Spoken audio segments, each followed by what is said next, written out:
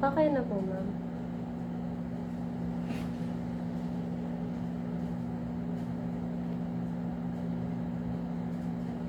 Okay.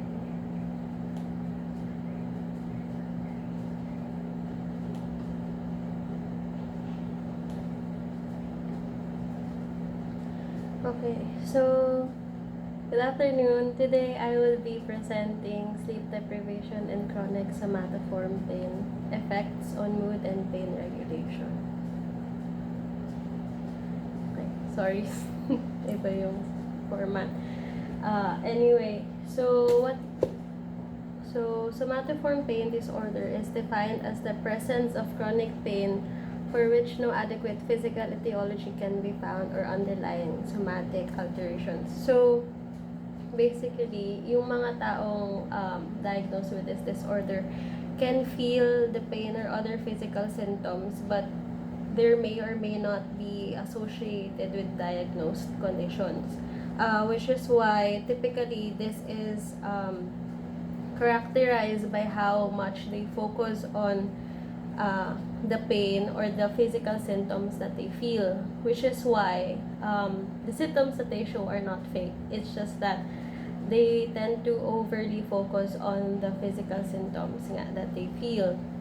So, possible causes are genetic and biological factors, which can contribute to increased pain sensitivity. Personality trait of negativity. So, in terms of emotions such as sadness or anger, it can impact on how the patient identify or perceive their pain or their bodily symptoms. And lastly, decreased awareness of problem processing. This can cause physical symptoms to become the main focus of the main focus rather than the emotions that they are dealing with right now, which is why people with anxiety and depression are usually associated with this disorder, and why psychological factors play a pivotal role in the onset, severity, and maintenance of the pain.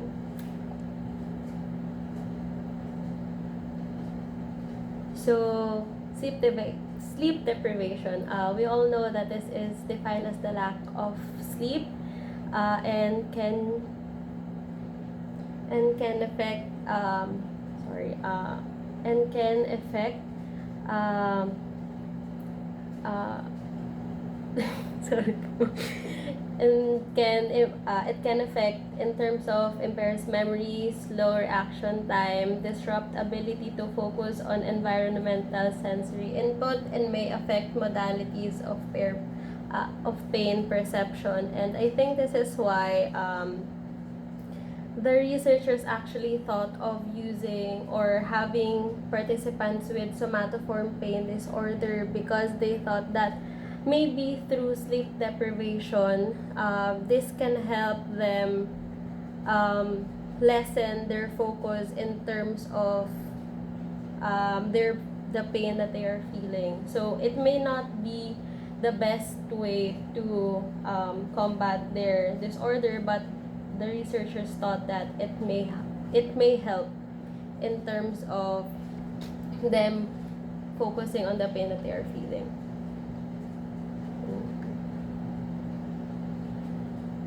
So, in terms of the patients, the inclusions include them meeting the full criteria of ICD-10 criteria for more than 6 months, confirmed case of somatic pain disorder by consultant psychiatrist, and patients with comorbid disorders such as dysthymia or agoraphobia with or without panic disorders. And inclusion criteria includes suffers from cardiac respiratory diseases, neurological psychiatric disorder, and patients with current major depressive episodes fitting the ICD-10 criteria. So, in terms of materials, marami-rami yung ginamit nila. Pero to sum it all up, yung mga ginamit nila in terms of measuring pain, ang ginamit nila is the experimental detection and pain thresholds, which wherein gumamit sila ng mga ng, ng, for example, ng temperatures in terms of handling the pain that they are facing. Excuse me lang po, mama. Sorry po. May kumakatok po kasi sa kwarto ko. Sorry po. Wait lang po, ma'am. Mama, sabi ko, di ba?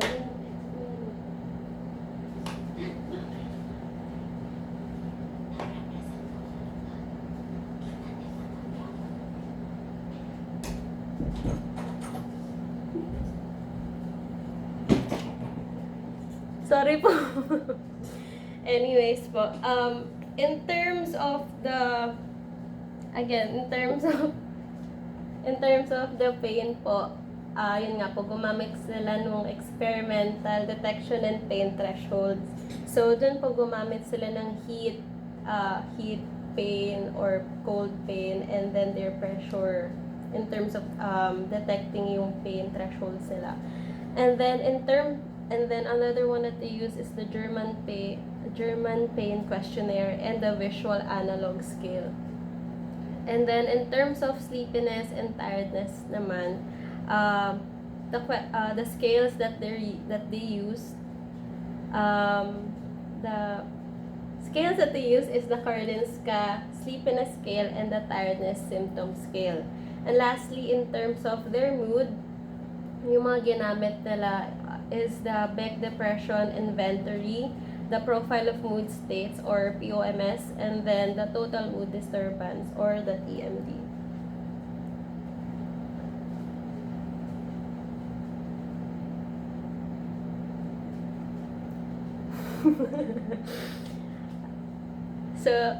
So in terms of the results naman po in their sleepiness and clinical pain, it is important to note po na in the beginning of the study, they actually started with 22 participants. Pero during the experiment po, there were two participants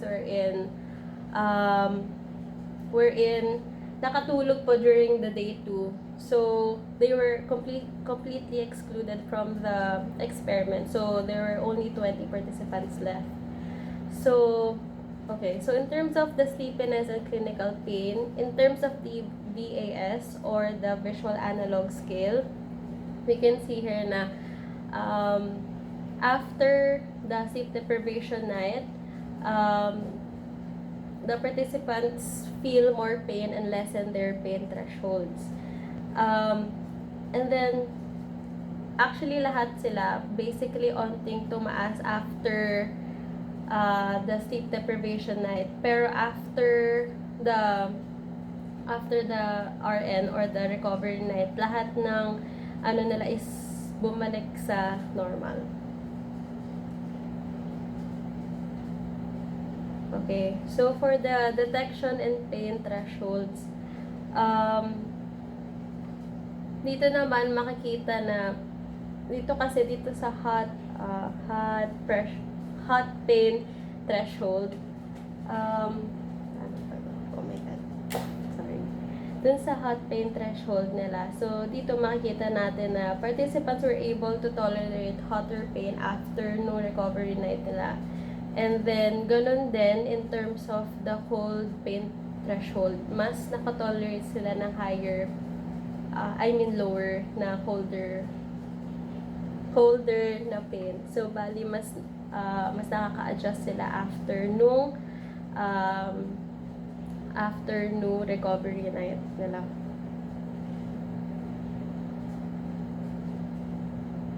So, in terms of their mood naman, analysis show that all the three made little to no significant difference after their sleep deprived night, and then only fatigue. Oh no, sorry, that was for another side pala. So dito pala yung pinakamalaki lang talaga na nag-show ng change in terms of after sleep deprivation is yung depression nila, and is yung people that do have depression. So, and then after the recovery night, little to no change din talaga yung nagbago. And then in terms of their vigor, fatigue, and confusion, again, same results. Little to no changes in terms of after their sleep deprivation. Ang nagbago lang talaga in terms of after ng recovery night nila is yung fatigue. And then, dito naman, pinapakita na, the analysis shows that the total mood disturbance significantly decreased after the sleep deprivation night, and then mas bumaba pa siya after nung recovery night.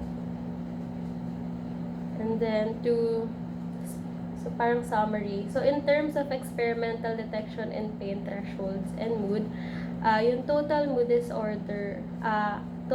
disturbances and the profile of mood scales, scores were found to not be correlated with the experimental detection pain. So ibig sabihin ito, sinasabi nila na yung mood daw ng tao is not associated with their pain thresholds.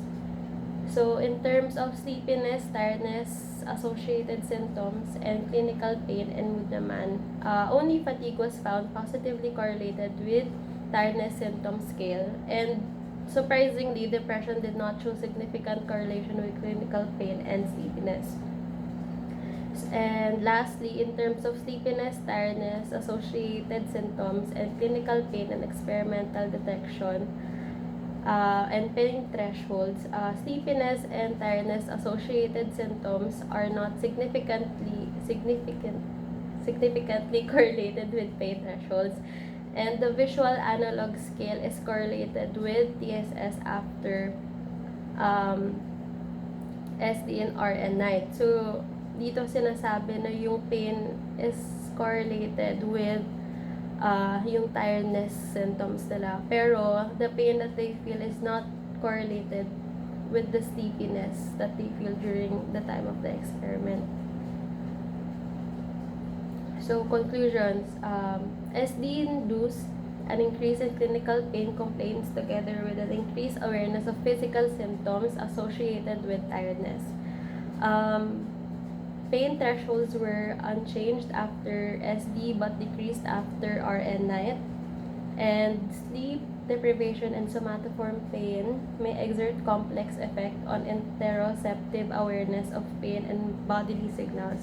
Acute increase in clinical pain symptoms after SD mood improvement, and successive decrease in exteroceptive pain perception after the recovery night, which justifies further investigations the therapeutic value of SD in chronic pain.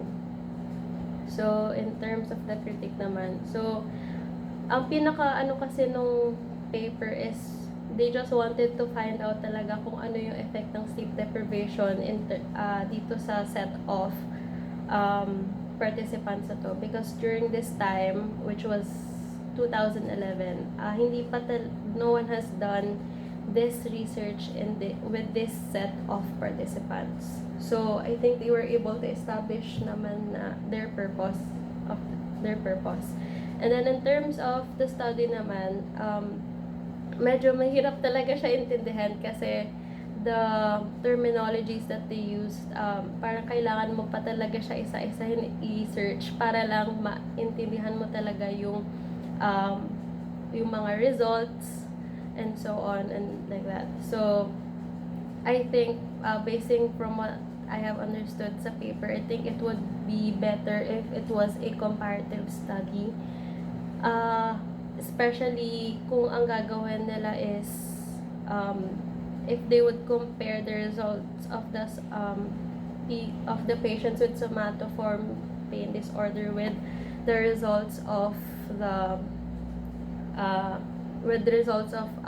healthy or people that do not have the disorder, kasi since they do have a high or I think they do focus on their pain already quite excessively. I think that may have um, siguro may have affected their results in terms of their um, results in after the SD night or the sleep deprivation night. So parang kaya walang masyadong naging change doon kasi to begin with, they already focus on their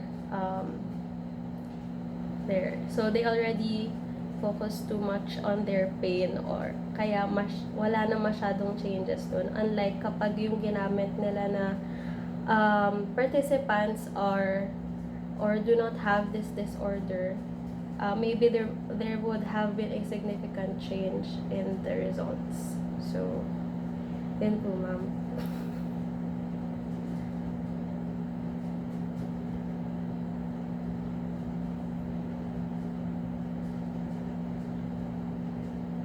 Ano po yan? Sorry po, ma'am.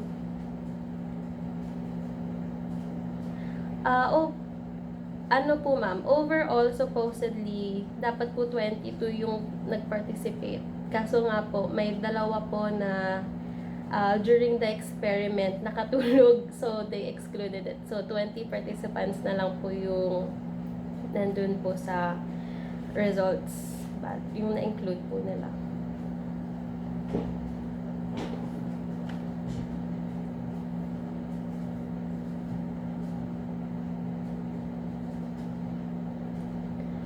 Actually po, ma'am, hindi po nila na ano yun. Ang mga ginawa lang po kasi nila na test prior to the experiment is in terms of kung they do have depression or if they have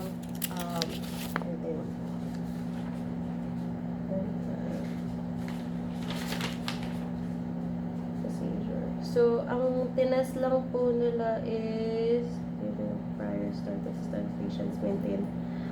Actually, yung DSF po, which is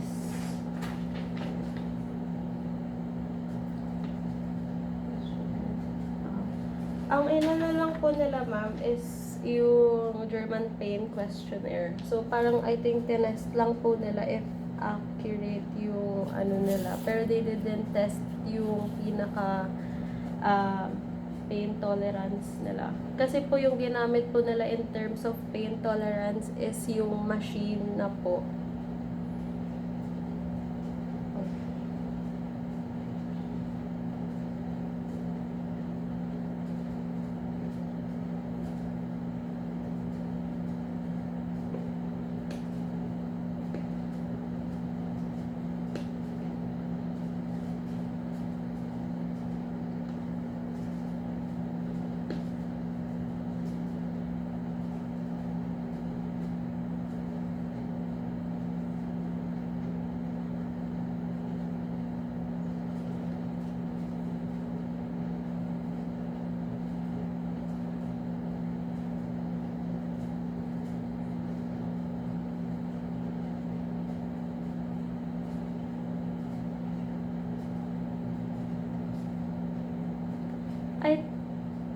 They didn't, ano po parang, I think there is effect in terms of the time. Kasi prior to the experiment po, they made sure na may sleeping pattern was already established within the participants.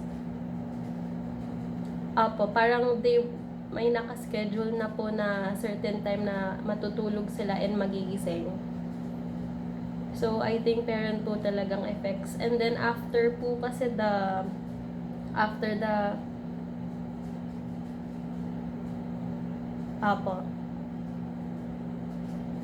kasi po, during the 3 days po of the experiment, all throughout po, chine-check po lahat yung measurements in terms of their pain and then their tiredness and then yung thermal pressure po and their pain thresholds. Pati po yung blood pressure nila, chine-check rin.